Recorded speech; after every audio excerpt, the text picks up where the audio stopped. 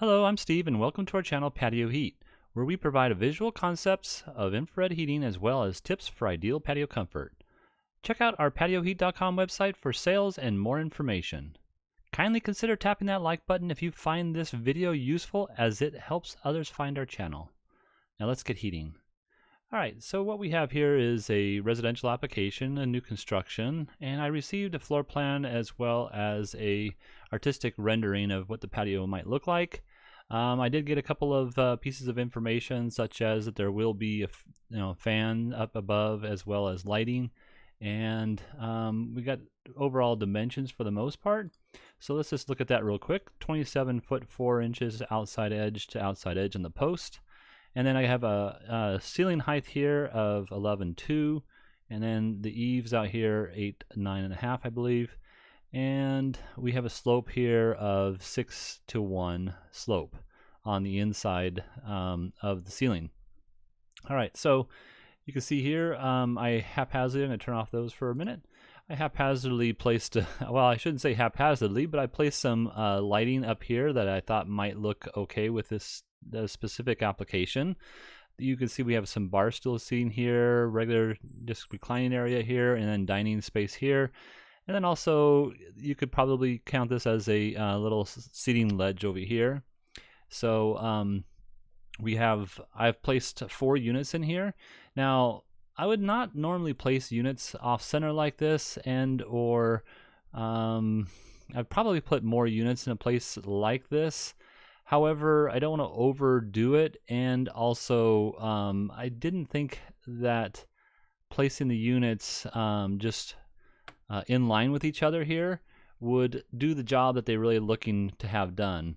Also, just to note, if I place the units on these outside edges over here and here, I just wouldn't be able to cover much of the table, nor would I cover anything else other than possibly 3 or 4 of these chairs. Three at most probably, but maybe 4, and you'll see that issue here in a minute. Anything else? So the placement of these units, let me go back on the dimensions here.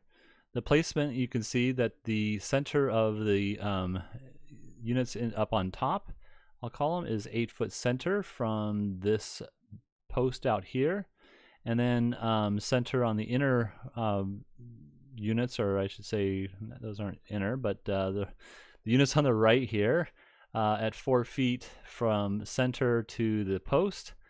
And then also you'll see here that the center of, well, rather the edge of the heater to the outside edge of the post I have at 5 foot 3 5/16, and then the outside edge of this heater here, let me just confirm that that's true.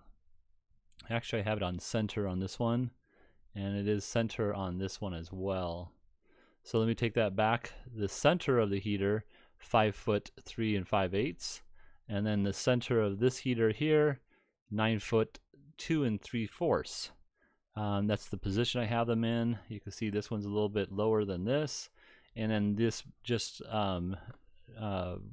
mirrors this side over here. So, all right, let me go ahead and look at the clearance to combustibles, just so we see we have that maintained. No issues with that. These are on top, and the 6-inch bracket should give us a clearance on top of the heater itself. Now I do have the bracket mounted on the same slope, and then I've taken the heater itself and made it so that it's pointed straight to the ground. All right, so let's turn all that off here, and let's go ahead and look at the footprint of heat.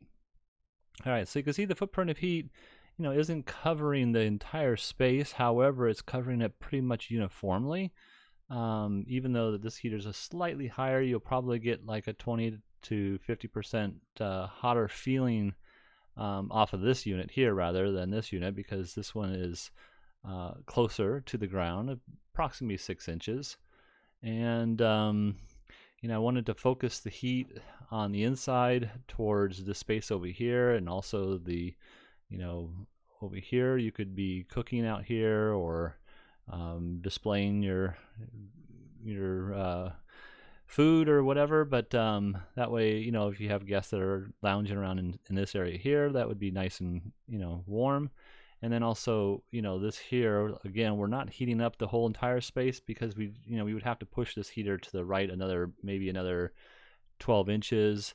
And I was wrestling with the fact that these lights would be not in the best or visual aspect of the ceiling, and you can see that I offset those, and that's only because I've had these heaters offset and I thought that would look better.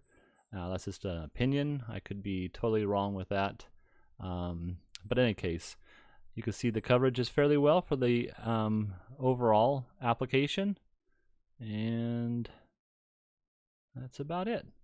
All right, so if you're looking for some assistance with your outdoor heating application and you would like us to review what you have, please send your information to designs@patioheat.com. I'm Steve. Thank you very much, and don't forget to hit that like button. We don't advertise, we don't monetize, and YouTube will not support our channel unless you get that like button hit. Thank you.